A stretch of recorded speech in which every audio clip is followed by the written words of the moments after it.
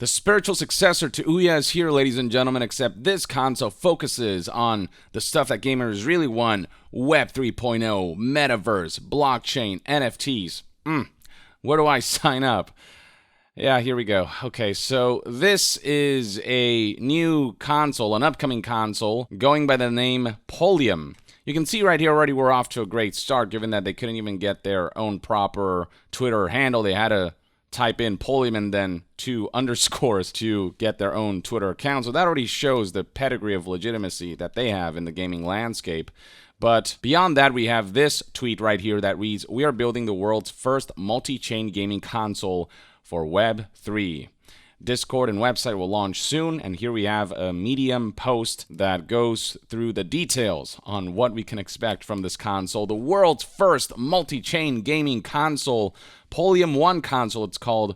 Polium is building the world's first multi-chain gaming console. The console will be built by the community. First of all, what the hell does that even mean? And B, what this goes to highlight is that there is no console here at all. They haven't even really started to build it. It's all just concepts and ideas and renders thrown out there to get people hyped for an endeavor that will most likely fall flat on its face. It'll be capable of running games that are built on different blockchains. All of this stuff, I'm not even gonna bother to list these out.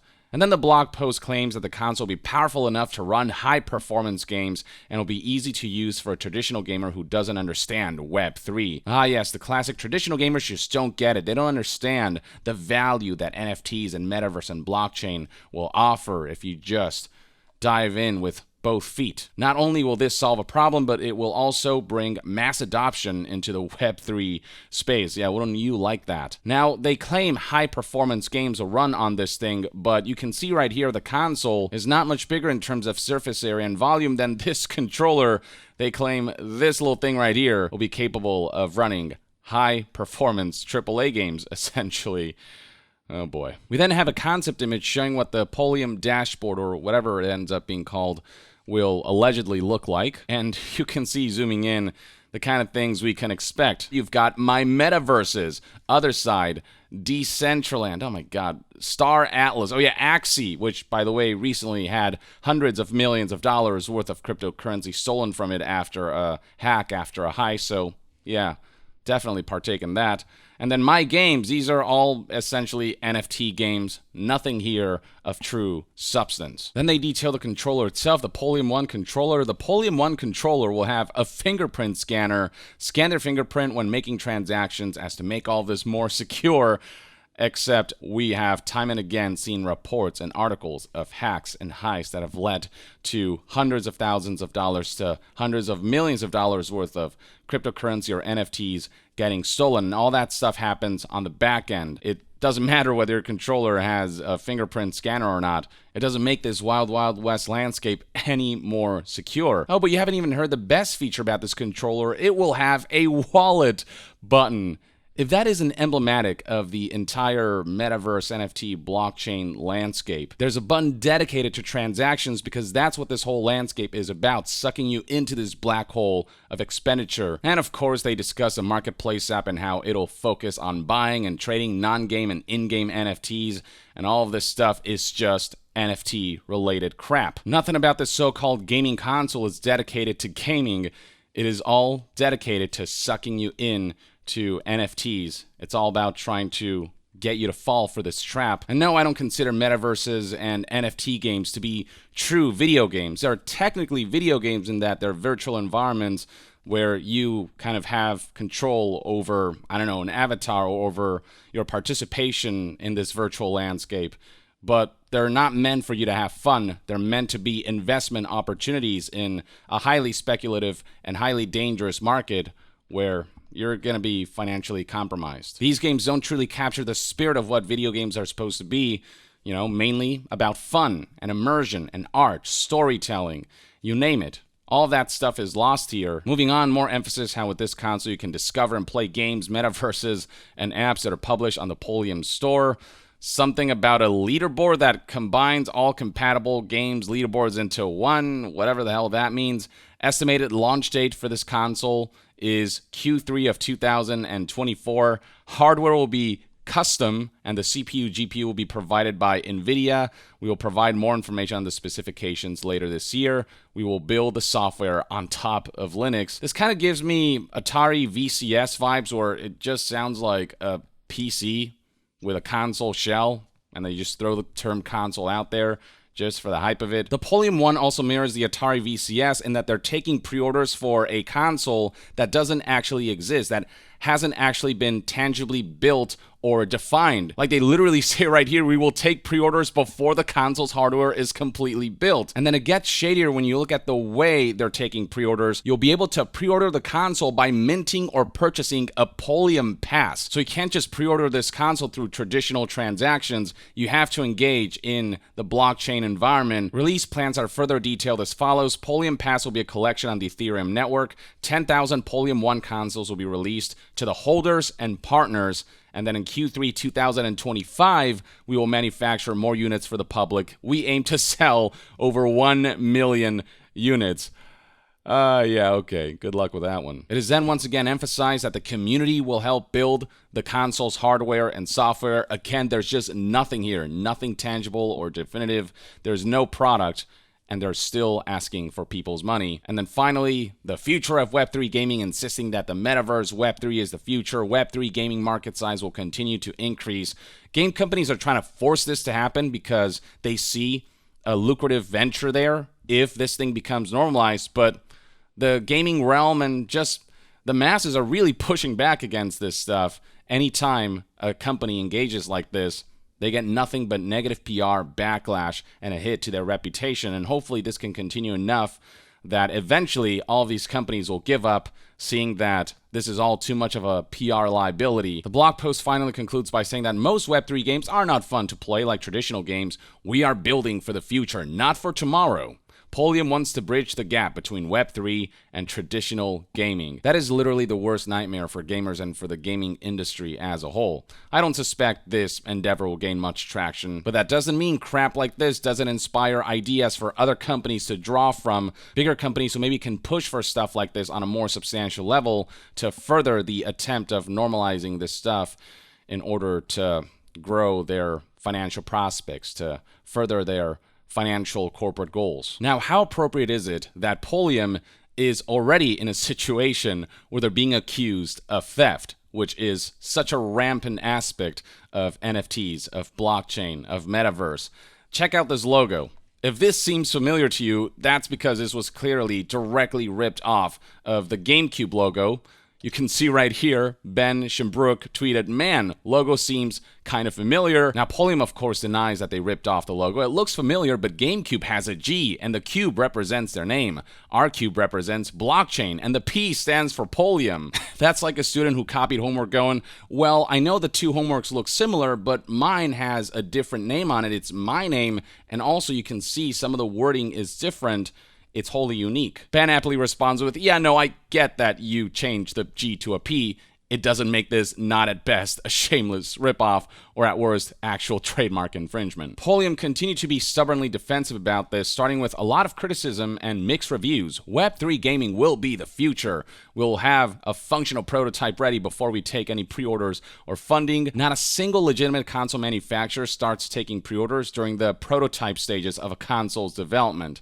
By the time they're taking pre-orders, they'll show you what the final console looks like, what the final specs are, and what the final product will be. Polium then begins by addressing accusations that they straight up ripped off the Gamecube logo, stating, "We did not copy the Nintendo's Gamecube logo. There are multiple companies that are using a similar logo, but we will illustrate a new logo that is original." In the same sentence, they insist that they didn't copy Nintendo's Gamecube logo, but also admit that their logo isn't original by saying we will illustrate a new logo that is original. And also, people have already figured out exactly how they came up with that logo. So here's Mechagoblin, who took the original Gamecube logo, rotated it so that this bit right here is actually down here, and then you take this piece, erase it, you take this piece right here and attach it to this side instead of this side, like so.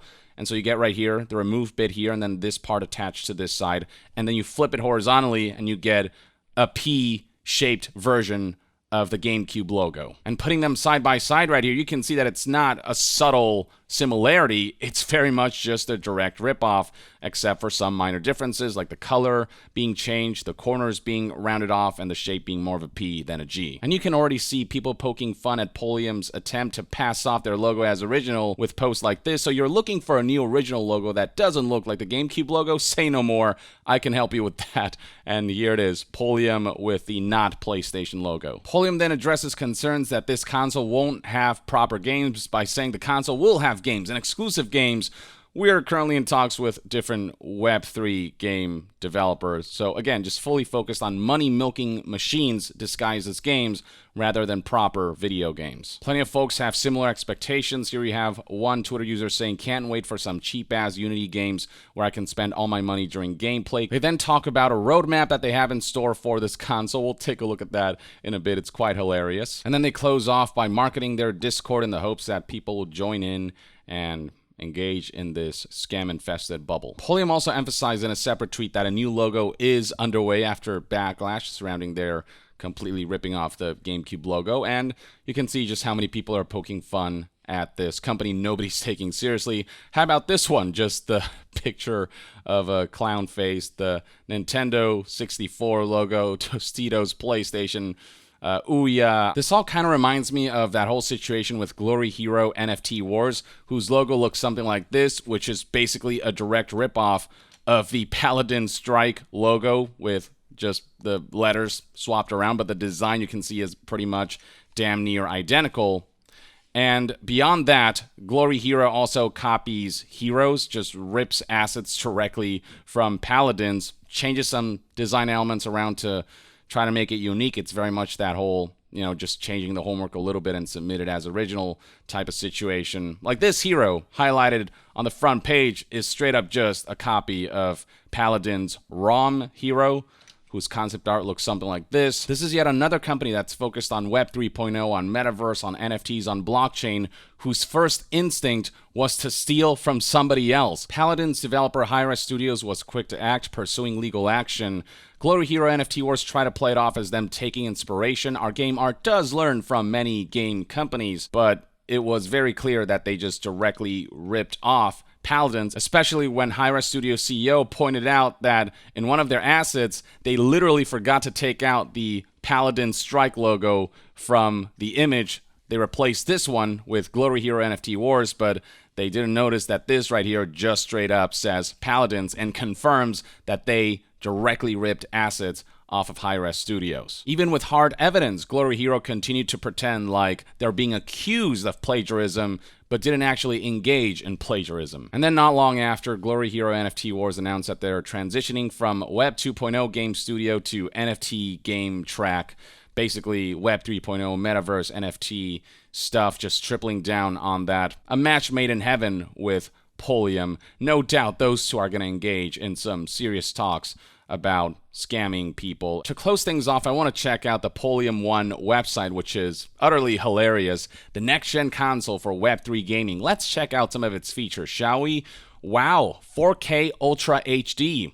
Touch ID. This is an Apple technology and trademark, so unless they're trying to be sued by one of the biggest corporations in the world, there's no way that this console is going to have Touch ID. Now, it could very well be that this company thought that Touch ID was just a general term for fingerprint sensor, but even if that is the case, the fact that this company lacks such basic knowledge goes to show that they have no idea what they're doing. Either way, by having this up on their website and promoting their console as having this Touch ID feature that is an Apple trademark, they're already risking getting sued. Anyway, next up we got 8K HDR high dynamic range ray tracing up to 120 frames per second. Basically, they're promoting this console to be as powerful, if not more powerful, than PlayStation 5 and Xbox Series X. And we're talking about a console that, again, is not much bigger in terms of surface area and volume than a standard controller. This is just blatantly false marketing, combined with the fact that they've already said that there is no console that's been built. They haven't finalized the specs, so all of this right here is just straight up a lie, not to mention not feasible in a box of this size. The website then highlights all of the blockchains that this console will support, You can see the list right here for yourself. Here's the concept of the dashboard that, again, only features metaverses and NFT games. And then the website presents the ability to use multiple programming languages to make games as some kind of unique feature. Okay, sure. Polium 1 controller that is built for Web3 gaming. Again, Touch ID, which straight up is inviting a lawsuit. A wallet button, haptic feedback, headphone jack, sensitive touchpad, etc., etc. Then here's the roadmap that I was talking to you about for the console. 2021 idea, 2021 planning, and not a specific time of the year, just later in 2021 planning. 2022 console design, and then no year or month listed for the rest of these, just later on sometime hardware development. Then sometime after that, software development, followed by functional prototype, DFMA, manufacturing, and then 2024, ready for launch. Just the most like nondescript, vague stuff. And then in the overview tab, more relatively nondescript stuff that woefully lacks clarity on what the hell the schedule is. Last but not least, we have an FAQ section that hardly clearly answers any questions like, what will be the specs? We aim to build a high-performance console.